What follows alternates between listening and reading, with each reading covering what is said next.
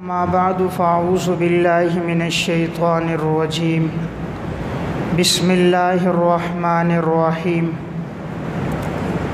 ولو ان اہل القرى آمنوا واتقوا لفتحنا علیہم برکات من السماء والارض ولكن كذبوا فاخذناهم بما كانوا يكسبون صدق اللہ العظیم۔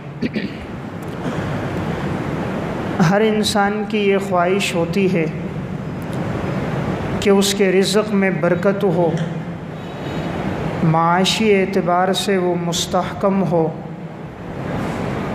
اس کی گھریلو ضروریات پوری ہوں، مال و دولت کے اعتبار سے وہ کسی کا محتاج نہ ہو، اللہ تعالیٰ اس کی آمدنی میں برکتیں عطا فرما دیں کہ جتنی ضرورتیں ہوں وہ اس کی آمدنی سے پوری ہو جائیں، وہ قرض سے محفوظ ہو، تکالیف، مشکلات، مصیبتوں سے محفوظ ہو، یہ ہر انسان کی خواہش ہوتی ہے۔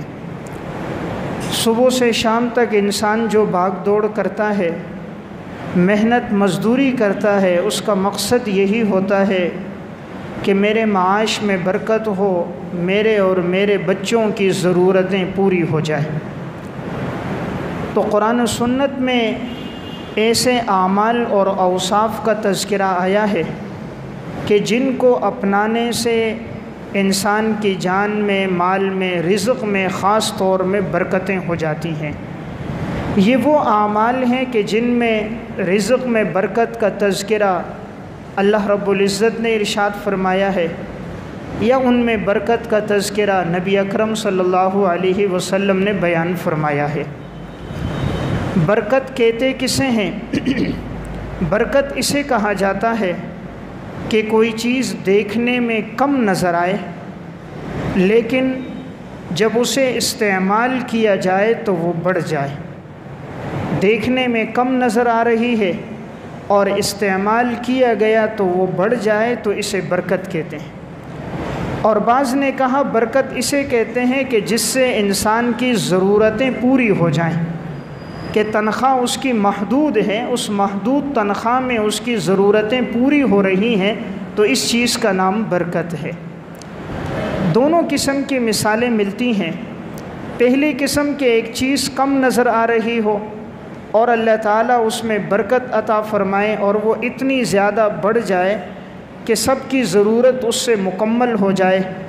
اس کی مثال جس طرح صحیح بخاری کتاب المغازی باب غزوۃ الحدیبیہ کے تحت امام بخاری رحمۃ اللہ علیہ نے ایک حدیث نقل فرمائی کہ جب نبی اکرم صلی اللہ علیہ وسلم صحابہ اکرام کے ساتھ صلح حدیبیہ میں جا رہے تھے، 1450 صحابہ اکرام کی تعداد تھی۔ تو جب اس مقام پر پہنچے تو راستے میں صحابہ کے پاس جو توشہ تھا وہ بھی ختم ہو گیا اور جو پانی تھا وہ بھی ختم ہو گیا۔ تھوڑا بہت پانی بچا تھا۔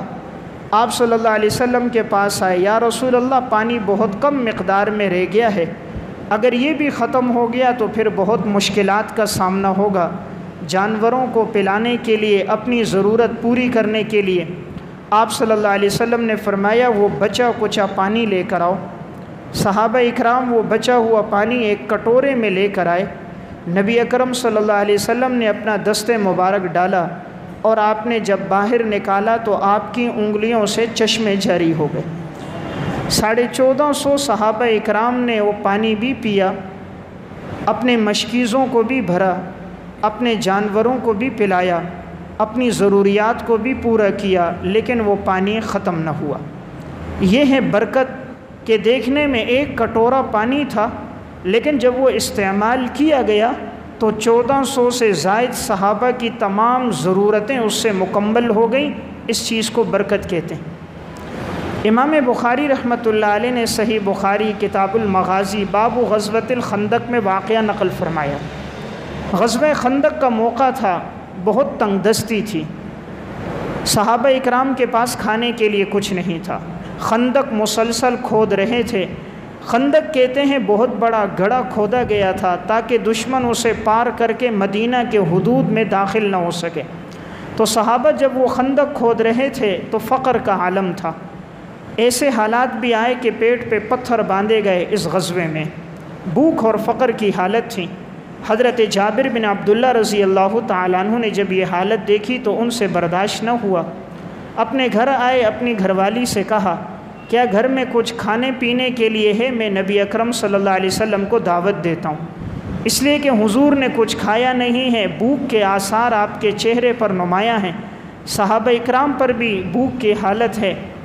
گھر والی نے کہا ایک بکری کا چھوٹا سا بچہ ہے اور جوں ہے، جوں کو پیس لیتے ہیں، اس سے روٹیاں بنا لیں گے، بکری کا یہ بچہ اسے ذبح کر کے سالن بنا دیں گے، تم صرف آپ صلی اللہ علیہ وسلم کو بلاؤ اور چند ایک وہ صحابہ جو حضور کے ساتھ ہیں، بڑے صحابہ، انہیں دعوت دو، دیگر کو دعوت نہ دینا، اس لیے کہ سالن روٹی محدود ہے۔ حضرت جابر بن عبداللہ گئے، رسول اللہ صلی اللہ علیہ وسلم کو بتایا کہ یا رسول اللہ میری طرف سے مختصر دعوت ہے، آپ تشریف لائیے اور چند محدود جو آپ کے ساتھ صحابہ ہیں وہ تشریف لائیں۔ آپ صلی اللہ علیہ وسلم نے آواز دی اے خندق کے لوگوں تم سب کے سب آؤ، اس لیے کہ جابر نے تم سب کی دعوت کی ہے۔ اب اس وقت 1000 سے زائد کا مجمع تھا، سارے صحابہ اکرام اٹھے اور حضرت جابر کے گھر کی طرف جانے لگے۔ حضرت جابر خود دوڑتے ہوئے آگے جا رہے تھے، جا کر اپنی گھر والی کو خبر دی کہ تقریباً 1000 سے زائد کا مجمع ہے، وہ سب آ رہا ہے۔ گھر والی نے کہا میں نے تمہیں بتایا نہیں تھا، کیا تم نے آپ صلی اللہ علیہ وسلم کو خبر نہیں دی؟ کہا جی حضور کو تو بتلایا ہے، اور آپ صلی اللہ علیہ وسلم نے یہ فرمایا جب تک میں نہ آؤں تم نے ہانڈی اتارنی نہیں ہے، روٹیاں پکانی نہیں ہے، جب میں آؤں گا اس کے بعد تم نے ہانڈی اور روٹیاں پکانے کا سلسلہ اس کے بعد شروع کرنا ہے۔ آپ صلی اللہ علیہ وسلم تشریف لائے، آپ نے اس ہانڈی میں اپنا لعاب دہن ڈالا اور آپ صلی اللہ علیہ وسلم نے اپنا لعاب اس جوں کے اندر ڈالا، پھر فرمایا حضرت جابر کی گھر والی سے کہ ایک اور عورت کو بلاؤ، وہ تمہارے ساتھ مل کے روٹیاں پکائے اور ہانڈی سے سالن ڈالتے رہو، اسے چولہے سے اتارنا نہیں۔ سارے صحابہ بیٹھے ہیں، سالن ڈال ڈال کے دیا جا رہا ہے، روٹیاں پک رہی ہیں، 1000 سے زائد افراد نے کھانا کھا لیا۔ حضرت جابر فرماتے ہیں سب نے سیر ہو کر کھایا، اور جب میں نے ہانڈی کا ڈھکن اٹھا کر دیکھا تو اتنا ہی گوشت موجود تھا جتنا پہلے تھا۔ یہ ہے برکت۔ دیکھنے میں ایک چھوٹا بکری کا بچہ، دیکھنے میں جو تھوڑی سی، لیکن جب اسے استعمال کیا گیا تو اتنا کہ 1000 آدمیوں کے لیے کافی ہو گیا۔ اس چیز کا نام برکت ہے۔ مسند احمد میں روایت ہے، حضرت ابو ہریرہ رضی اللہ تعالیٰ عنہ فرماتے ہیں یہ اصحاب صفہ میں سے تھے، چند دن گزر جاتے تھے، ان کے پاس کھانے کے لیے کچھ نہیں ہوتا تھا، تنگ دست صحابہ میں سے تھے، آپ صلی اللہ علیہ وسلم سے علم حاصل کیا کرتے تھے۔ ایک دن کہتے ہیں کہ پورا دن گزرا، مجھے کھانے کے لیے کچھ نہ ملا۔ دوسرا دن آیا، مجھے کھانے کے لیے کچھ نہ ملا، تو میں باہر راستے میں کھڑا ہو گیا کہ حضرت ابو بکر صدیق آئیں گے، ان سے مسئلہ پوچھوں گا، اس بہانے ان کے گھر تک چلا جاؤں گا، ہو سکتا ہے ان کے گھر میں کچھ موجود ہو تو مجھے کھلا لیں گے۔ ابو بکر صدیق رضی اللہ تعالیٰ عنہ تشریف لائے، انہوں نے مسئلہ پوچھا، انہوں نے بتا دیا۔ ان کے ذہن میں بھی نہیں تھا کہ یہ فقر کی حالت میں ہیں، انہوں نے کچھ کھایا نہیں، تو انہوں نے مسئلہ بتا دیا، انہیں رخصت کر دیا۔ حضرت عمر رضی اللہ تعالیٰ عنہ آئے، انہوں نے مسئلہ پوچھا، حضرت عمر نے جواب دے دیا، انہیں رخصت کر دیا۔ انہیں بھی معلوم نہیں تھا یہ تنگ دستی کی حالت میں ہیں۔ اتنے میں نبی اکرم صلی اللہ علیہ وسلم تشریف لے آئے۔ آپ صلی اللہ علیہ وسلم آئے تو ابو ہریرہ کو دیکھ کر مسکرانے لگ گئے۔ آپ سمجھ گئے کہ ابو ہریرہ پر فقر کی حالت ہے اور اس نے کچھ کھایا نہیں ہے۔ ابو ہریرہ کا ہاتھ پکڑا، نبی اکرم صلی اللہ علیہ وسلم اپنے گھر لے کر آئے، اپنے گھر کی بیٹھک میں بٹھایا اور پیغام بھیجا، گھر کے اندر کوئی کھانے کی چیز ہے تو ہماری طرف بھیجو۔ گھر سے آواز آئی کہ ایک پیالہ دودھ آیا ہے، کسی نے ہدیے میں بھیجا ہے، اس کے علاوہ گھر میں کچھ نہیں ہے۔ آپ صلی اللہ علیہ وسلم نے فرمایا وہ میری طرف بھیجو۔ وہ ایک پیالہ دودھ کا بھیجا گیا۔ آپ صلی اللہ علیہ وسلم نے دیکھا، حضرت ابو ہریرہ سے فرمایا کہ جاؤ صفہ کے اندر جتنے صحابہ ہیں سب کو بلاؤ۔ یہ وہ صحابہ تھے جو مسجد نبوی میں ایک چبوترا تھا، اس کے نیچے بیٹھ کے حضور سے تعلیم حاصل کرتے تھے، آج بھی وہ جگہ باقی ہے۔ روضہ رسول کے پیچھے وہ جگہ ہے اور اسے نمایاں کر کے اوپر کر کے بنایا گیا ہے، اور وہاں ستون پہ لکھا ہوا ہے کہ یہ اصحاب صفہ کے بیٹھنے کی جگہ تھی۔ یہ تنگدست صحابہ تھے، یہ دین کا علم حاصل کرنے والے طالب علم تھے، اور ان کے استاد نبی اکرم صلی اللہ علیہ وسلم تھے۔ ان صحابہ اکرام کو بلایا گیا۔ ابو ہریرہ کہتے ہیں میں پریشان تھا، ایک پیالہ دودھ کا 70 سے زائد صحابہ اکرام کی تعداد، یہ کیسے پورا ہوگا؟ لیکن حضور کا حکم تھا، میں نے بلایا۔ آپ صلی اللہ علیہ وسلم نے فرمایا ابو ہریرہ یہ دودھ کا پیالہ لو، دائیں طرف سے شروع کرو، سب کو پلاؤ۔ ابو ہریرہ نے شروع کیا، دائیں طرف سے ایک ایک صحابی پیتا، سیر ہو جاتا، دوسرے کو، تیسرے کو، 70 سے زائد صحابہ نے پی لیا، سب سیر ہو گئے۔ آپ نے فرمایا ابو ہریرہ تم پیو، انہوں نے پیا، سیر ہو گئے۔ آپ نے فرمایا اور پیو، اور پیا، پھر فرمایا اور پیو، تیسری دفعہ اور پیا۔ کہا یا رسول اللہ اتنا سیر ہو گیا ہوں کہ میرے ناخنوں کے نیچے بھی سیرابی آ گئی، یعنی اس سے زیادہ جگہ اب میرے اندر نہیں۔ تو آپ صلی اللہ علیہ وسلم نے لیا اور آپ نے پھر وہ دودھ نوش فرمایا تو وہ ختم ہوا۔ تو دیکھنے میں ایک پیالہ تھا، 70 صحابہ اس سے سیر ہو گئے۔ اس چیز کا نام برکت ہے۔ تو برکت اسے کہتے ہیں، کوئی چیز دیکھنے میں تو کم نظر آتی ہے، لیکن جب اس چیز کو استعمال کیا جاتا ہے تو اللہ تعالیٰ اس میں ایسی برکت ڈال دیتا ہے کہ انسان کی ضرورت اس سے پوری ہو جاتی۔ اسی طرح برکت اس کو بھی کہتے ہیں کہ انسان کی آمدنی بظاہر کم ہوتی ہے، تعداد کے لحاظ سے تنخواہ بڑھتی تو نہیں ہے، 10,000 10 ہی ہیں، لیکن اس 10,000 سے اس کی ضرورتیں پوری ہو جاتی ہیں۔ جتنی ضرورتیں ہیں اللہ تعالیٰ اس سے پورا کر دیتا ہے۔ اس چیز کا نام برکت ہے۔ برکت ایک ایسا لفظ ہے جو انگریزی کی کسی ڈکشنری میں آپ کو نہیں ملے گا، یہ اسلام کی اصطلاح ہے، اسلام نے اس کو استعمال کیا ہے، کسی اور مذہب میں یہ لفظ استعمال نہیں ہوا۔ اب یہ آیا رزق میں کس طرح برکت ہوگی؟ ہر انسان یہ خواہش چاہتا ہے کہ برکت ہو جائے۔ برکت اسے بھی کہتے ہیں کہ ایک گھر میں سامان ہے وہ چلتا رہے چلتا رہے، ضرورت پوری ہوتی رہے، وہ خراب نہ ہو، اس سامان سے نفع ہوتا رہے، یہ بھی ایک برکت ہے۔ خطبات فقیر میں ایک واقعہ ہے، ایک بیٹے نے اپنے والد سے پوچھا کہ ابا جان ہم علماء سے سنتے ہیں برکت برکت، یہ سمجھ نہیں آتی، آپ مجھے سمجھائیں۔ والد نے اپنے بیٹے کا ہاتھ پکڑا اور لے کر گھر آئے۔ گھر میں گیزر لگا ہوا تھا۔ کہا بیٹا یہ جو گیزر ہے یہ آج سے تقریباً 20 سال پہلے لیا ہے، یہ تیری پیدائش سے پہلے میں نے خریدا تھا، اس وقت سے لے کر آج تک یہ چل رہا ہے، یہ خراب نہیں ہوا، اسی کا نام برکت ہے۔ 20 سال کا عرصہ گزرا، حلال کی قیمت پہ لیا تھا، تیری ولادت سے پہلے لیا تھا، آج تو جوانی کی عمر کو پہنچ چکا ہے اور یہ اپنی ضرورت میں استعمال ہو رہا ہے، نفع ہی دے رہا ہے، کبھی نقصان نہیں ہوا، کبھی اس کی وجہ سے ہم پریشان نہیں ہوئے، بیٹا اسی کا نام برکت ہے۔ تو برکت اس کو کہتے ہیں جس کام کے لیے انسان کوئی چیز خریدے اور اس سے وہ نفع پہنچے۔ مکان خریدا سہولت آسانی رہائش کے لیے، اگر اس میں راحت مل رہی ہے یہ برکت ہے۔ کروڑوں روپے لگا دیے لیکن مکان میں سکون اور اطمینان نہیں مل رہا تو یہ مکان میں برکت نہیں ہے۔ لاکھوں روپے کی سواری خرید لی لیکن بیٹھتا ہے سکون نہیں ملتا، آئے دن گاڑی خراب ہو رہی ہے، کام نکل رہا ہے، یہ اس میں برکت نہیں ہے۔ گھر والی ہیں بد اخلاق ہیں، بد کردار ہیں، زبان دراز ہیں، یہ گھر کی زندگی میں برکت نہیں ہے۔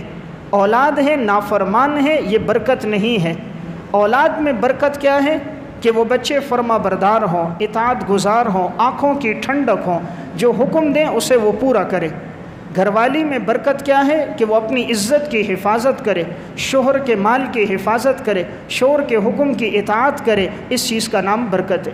تو میں عرض کر رہا تھا ہر مسلمان یہ چاہتا ہے کہ میرے رزق میں برکت ہو۔ اب ان کے لیے اعمال کون سے ہیں؟ تو سب سے پہلا عمل ہے ایمان اور تقوی۔ ایمان اور تقوی جب ہوگا تو اللہ رب العزت سورہ اعراف آیت نمبر 96 میں فرماتے ہیں کہ ہم تمہارے لیے آسمان اور زمین کے برکت کے دروازے کھول دیں گے۔ وَلَوْ أَنَّ أَهْلَ الْقُرَىٰ آمَنُوا وَاتَّقَوْا، اگر یہ بستی والے لوگ ایمان لے کر آتے اور تقوی اختیار کرتے لفتحنا علیہم برکات من السماء والارض، البتہ ہم کھول دیتے ان پر آسمان اور زمین کے برکت کے دروازے، ولیکن کذبوا، لیکن ان لوگوں نے جھٹلایا، فاخذناہم بما کانوا یکسبون، تو ہم نے پکڑا ان کو بسبب ان کے اعمال کے۔ تو پہلا عمل اللہ رب العزت فرماتا ہے جب تم ایمان اور تقوی اختیار کرو گے تو میں تمہارے لیے آسمان اور زمین کے برکت کے دروازے کھول دوں گا۔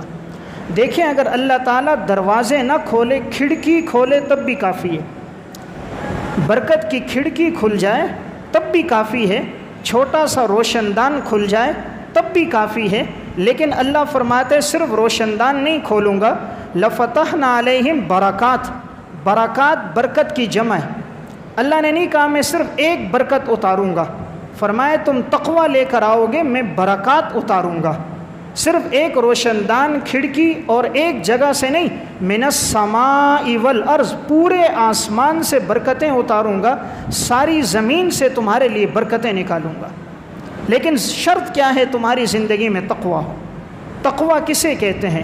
تقوی کہتے ہیں اوامر کی ادائیگی، نواہی سے اجتناب، جس بات کا اللہ اور اللہ کے رسول نے حکم دیے اسے پورا کرنا، جس کام سے اللہ رسول نے منع کیا ہے اس سے بچنا، اس چیز کا نام تقوی ہے۔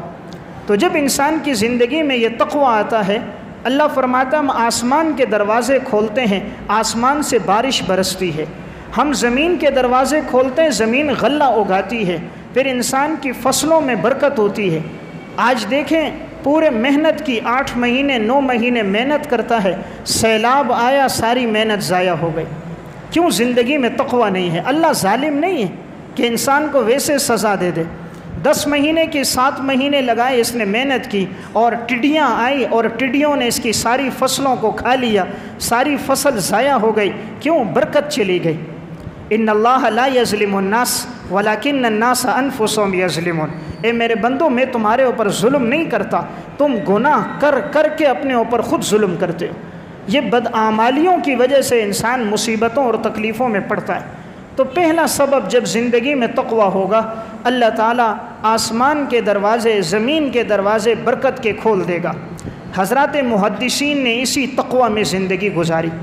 امام بخاری رحمۃ اللہ علیہ کا واقعہ حافظ ابن حجر نے ہدی الساری میں نقل کیا۔ امام بخاری کے والد کا انتقال ہوا تو انہیں میراث میں بہت سا مال ملا، سامان بھی انہیں ملا، تو انہوں نے کہا میں یہ سامان فروخت کرنا چاہتا ہوں، جسے چاہیے وہ آ کر لے لے۔ تو ان کے پاس چند تاجر آئے، انہوں نے سامان دیکھا، انہیں پسند آیا، انہوں نے سامان کی قیمت لگا لی۔ امام بخاری رحمہ اللہ نے فرمایا تم بھی سوچو، میں بھی 3 دن سوچتا ہوں، 3 دن کے بعد تم آ جانا۔ انہوں نے کہا ٹھیک ہے۔ اب وہ لوگ چلے گئے، بات ہو گئی۔ اگلے دن دیکھا اور تاجر آئے اور انہوں نے کہا ہم ان سے دگنی رقم پہ، ڈبل رقم پہ آپ سے یہ سامان خریدتے ہیں، آپ یہ سامان ہمیں فروخت کر دیں۔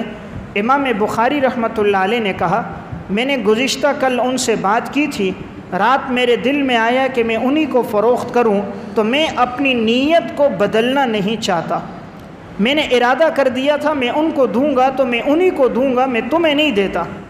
حالانکہ شرعاً اجازت تھی، اس لیے کہ انہوں نے خود 3 دن کی مہلت لی تھی، وہ چاہتے کسی اور کو بیچ سکتے تھے، ڈبل نفع ہو رہا تھا۔ فرمایا میں اپنے ارادے کو، اپنی نیت کو توڑنا نہیں چاہتا۔ انہوں نے کم نفع پہ پہلے والے تاجروں کو فروخت کر دیا۔ یہ وہ لوگ تھے جنہوں نے بڑی احتیاط پر مبنی زندگی گزاری، تقوی پر مبنی، اس لیے اللہ تعالیٰ نے ان کے رزق میں خوب برکتیں عطا فرمائی تھی۔ تو پہلی چیز ہے کہ انسان گناہوں سے اجتناب کرے تو اللہ تعالیٰ اس کے رزق میں برکت